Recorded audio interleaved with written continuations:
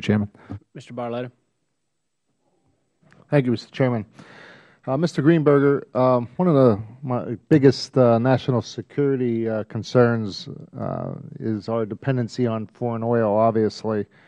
Many scientists have argued that our nation has more natural gas than Saudi Arabia has oil. And in my home state of Pennsylvania, my home state too. it's a very exciting opportunity where our state could be, I believe, a leader in solving some of America's energy concerns.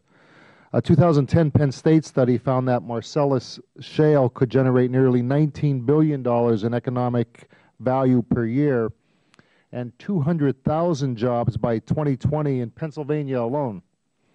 Could you comment on a potential impact of natural gas from Marcellus shale in helping small businesses decrease their energy costs, and the impact of an energy policy, whether it be natural gas, and I'm talking about transportation fuel, natural gas automobiles, or natural gas to liquid fuel? Well, I agree with your premise, and before Mr. Walsh leaves, I just want to say for the fourth time, I do not discount supply-demand. I've made that clear several times. What I'm talking about is a premium over supply-demand. Do me a favor, before you leave today, make sure you expound upon what we can do when it comes to supply and demand. I can definitely do that, and I think that the Pennsylvania situation is a prime example with the natural gas resources. Now, I will tell you something. What I am not an expert on is the environmental concerns. I know there are many environmental concerns, but I got to tell you, I grew up in Scranton, Pennsylvania. Do you know Scranton, Pennsylvania? It's in my district. Really? Great. Are you from Hazleton? I am. Oh, okay. Former mayor. Okay. Well, you know that area, and anything that would make that area more productive. We depended, as you know, on hard coal, anthracite coal. Right. And I grew up, when I was born, Scranton had 150,000 people, and now it's about 50,000 people. I definitely believe that these resources, North Dakota is the same thing, need to be explored and developed. They are being explored and developed. On my theory of supply-demand, I do not think the price going from $15 per million BTU down to $170 is not related to supply-demand. Those kind of experiences have an effect, but it is not completely explained by supply-demand. You can't go from $15 to $1.70 and having the FERC bringing manipulation cases, collecting $200 million against the Amaranth, $30 million against the Amaranth director, and that not affecting the price. We need to see that same aggressiveness in the other markets. We're not. But to me, the experience that you're talking about is one of great hope for us. And again, I say, I believe supply-demand is important, and I would look for every possibility. My concern and expertise is that there is at least a 50-cent premium, I believe it's maybe even more, that American consumers are putting into their purchase that is completely and totally unnecessary.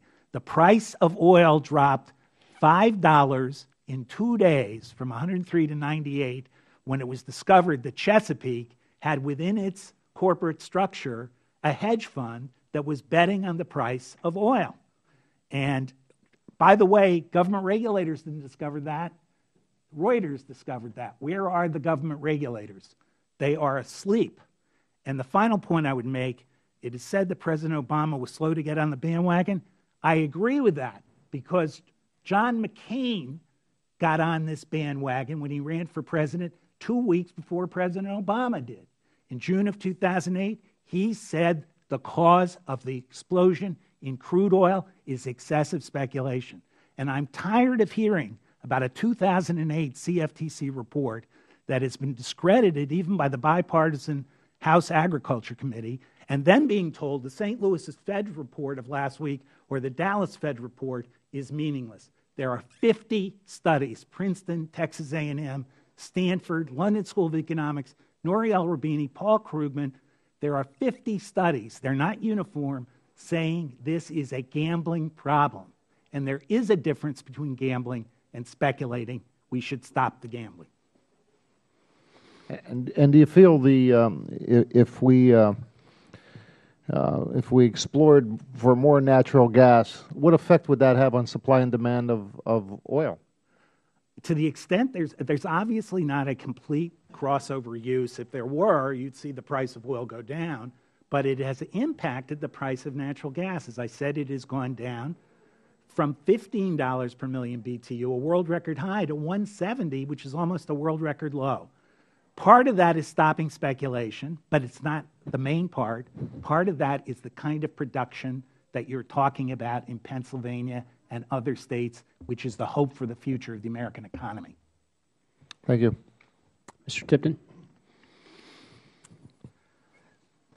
Thank you, Mr. Chairman. I'd like to